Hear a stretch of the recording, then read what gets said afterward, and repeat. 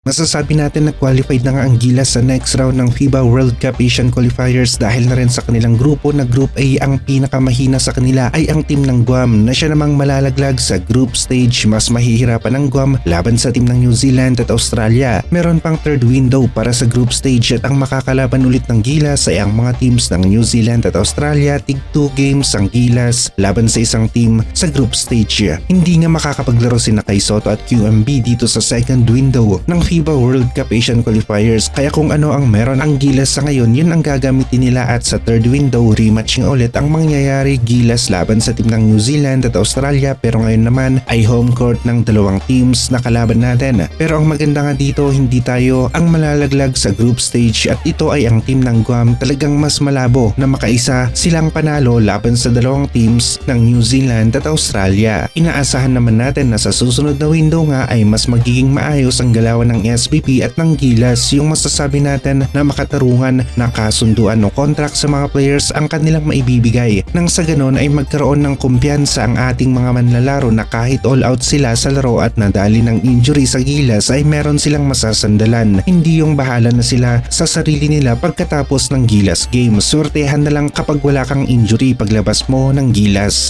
May napost na noon na isang PBA team, bilyon nga raw ang gastos sa isang taon sa kanilang operasyon, pero kahit isang milyon na offer man lang para sa mga players natin, bakit hindi nila maibigay, lalong-lalo na yung malaki ang impact sa laro. Security ng mga players at magandang kasunduan, ito ang gusto ng mga manlalaro natin na naglalaro sa labas ng PBA na maglalaro sa Gilas team. Masasabi natin na okay lang sa mga PBA players dahil nasa loob sila ng circle PBA at Gilas. Mas mahirap para sa mga players natin na naglalaro overseas dahil sa kangkungan sila pupulutin kapag wala silang magandang kontrata sa SBP at Gilas at nagkaroon sila ng injury sa kanilang laro sa Gilas. Pwede silang bitawan ng kanilang mother team kapag injured sila na bumalik sa kanila pagkatapos ng laro nila sa Gilas. Maikli lamang ang karera sa basketball. Maaga ang pagre-retiro ng mga players simula sa edad na 40 pataas ay posibleng manganib na ang iyong karera. Konti na lamang ang kukuha sa iyo ng mga teams. Kaya nga sinusulit rin ng iba nating manlalaro ang kanilang kalakasan at magandang impact na naibibigay sa pamamagitan naman ng makatarungan na kondisyon o kontrata. Marami talaga ang nalungkot sa